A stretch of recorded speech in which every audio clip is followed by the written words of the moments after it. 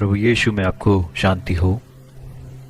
आज का हमारा वचन है इफिसियों की पत्री, उसका 3 भाग, उसकी 19 आयत।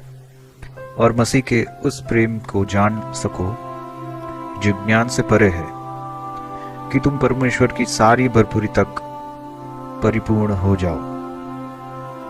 कि तुम परमेश्वर की सारी भरपूरी तक परिपूर्ण हो जाओ। शब्द छोटे हैं पर उसमें बहुत गहराई है। ये हमें बताता है कि परमेश्वर की सारी भरपूरी तक परिपूर्ण हो जाओ। यह वचन हमें प्रोत्साहित करता है कि जैसे प्रभु यीशु थे वैसे ही हम हो जाएंगे। जैसे वो पूरा जीवन निष्पाप रहे, विजयी जीवन जी पाए और परमेश्वर में नया शरीर ग्रहण करके वो उठे, हम भी प्रभु यीशु की तरह बन सकते हैं। ये परमेश्वर का वचन है। ये कब होता है? जब हम परमेश्वर को अपना जीवन दे देते हैं और नया जीवन पा लेते हैं। परमेश्वर तब तक शांत नहीं बैठता जब तक हम नया जीवन पा ना ले, पापों से छुटकारा ना पा ले और एक विजयी का जीवन हम ना जिए तब तक। क्योंकि विजयी का जीवन देने के लिए ही परमेश्वर ने हमें चुना है। जब हम नया जीवन पाते हैं तभी से हमारा एक चाल प्रभु के साथ चालू हो जाता है। उससे पहले तो हम परदेसी थे और पराये थे, पर हम अब प्रभु यीशु के साथ हो लेते हैं। पूरा नया जीवन, नई तरह की चाल हमारी परमेश्वर के साथ चालू होती है, जहाँ पे सब कुछ नया होता है। हमारा पुराना जीवन चला जाता है और हम नई रीति से जीते हैं। हम सारे ही उन बातों से जो कभी हमारे लिए बड़ी परेशानियां थी, सारी उन कसौटियों से, सारे ही उन पापों से हम विजय का जीवन जी पाते हैं। हम प्रभु के साथ उसके जैसे हो पाते हैं। पहले हमारे लिए पाप पे विजय पाना बड़ा मुश्किल होता था, पर अब ये हो पाता है। ये नई बात कहाँ से आई? ये नया जीवन कहाँ से आया?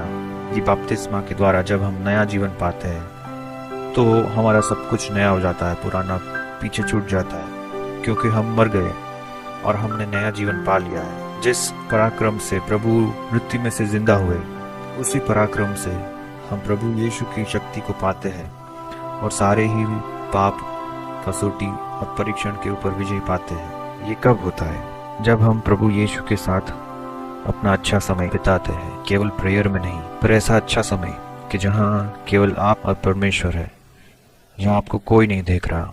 इस तरह का समय कि जहाँ आप प्रभु यीशु के प्रेम की गहराइयों में डूब जाए, जहाँ केवल आप और परमेश्वर बात करें और कोई बात नहीं और कोई डिमांड नहीं, बस प्रभु का भजन करें, चाहे समय कितना भी हो, पर प्रभु के साथ एक होके उसके साथ लंबा समय बिताए और वो उसकी शक्तियाँ, उसका पराक्रम आपको देता जाता है और आप धीरे धीरे भरपूरी तक परिपूर्ण होते जाते हैं। ये कब होता है? जब आप और परमेश्वर एक होते हैं। तब मान लीजिए एक पेड़ होता है, वो पेड़ अपनी जड़ें जमीन में डाले होता है, वो अंदर तक घुसाया हुआ होता है। जब तूफान आता है तो पेड़ को कुछ नहीं होता, वो मुड़ जाता है और सीधा हो जाता है वापस से, पर उसको उखाड़ नहीं सकते। चाहे कितना भी तूफान आए पर वो उखड़ता नहीं है, और जितनी बार भी जब भी तूफान आता है वो अपनी जड़ें और अंदर तक घुसा देता है। वो जमीन के अंदर तक अपनी जड़ें दूर दूर तक घुसाता जाता है और जड़ें उसकी और मजबूत हो जाती है, ताकि कितना भी बड़ा तूफान आए तो उसकी जड़ें इतनी मजबूत होती है कि पेड़ को कुछ नहीं होता। हम भी परमेश्वर के अंदर अपनी जड़ें घुसा के रखें, उनमें इतने अंदर तक चले जाए कि पाप, परीक्षण, कसौटी, ये संसार की अट्रैक्शंस हमें हिला ना पाए, पर हम प्रभु से ऐसे जुड़े रहे कि कोई हमें अलग ना कर सके। पौलुस कहता है कि केवल यीशु को मैं जानूं और उसकी जी उठने की शक्ति को, प्रभु का वो सामर्थ्य, जिस सामर्थ्य से, जिस आत्मा से परमेश्वर को उठाया गया। रोमन 8:12 में कहता है कि जिस आत्मा से प्रभु यीशु को मृत्यु में से उठाया गया, उसी आत्मा से वो भी हमें एक नया शरीर देगा। जब हम विजय का जीवन बिता के, जब हम मृत्यु होगी और उसके बाद परमेश्वर हमें एक नया शरीर देगा। जिस तरह का शरीर प्रभु यीशु का है, उसी तरह का शरीर, और हम प्रभु यीशु के साथ हमेशा के लिए रहेंगे।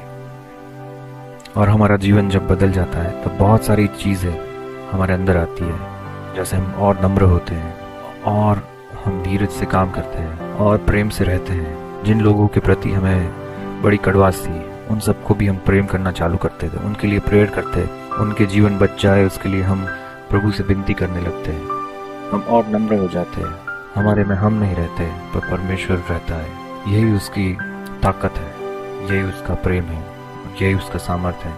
आइए उस सामर्थ्य में हम आगे बढ़े, परमेश्वर की उस जी उठाने वाली ताकत को हम महसूस करें। आइए प्रार्थना करें।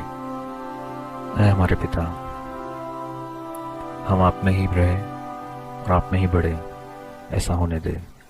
हमारा अच्छा समय प्रभु हम आपके साथ बिताएं, जिससे कि प्रभु हम अपनी जी उठने वाली शक्ति को हम पा लें और प्रभु हम आपकी तरह संपूर्णता की तरफ प्रभु जी हम आगे बढ़े। ऐसा होने तो प्रभु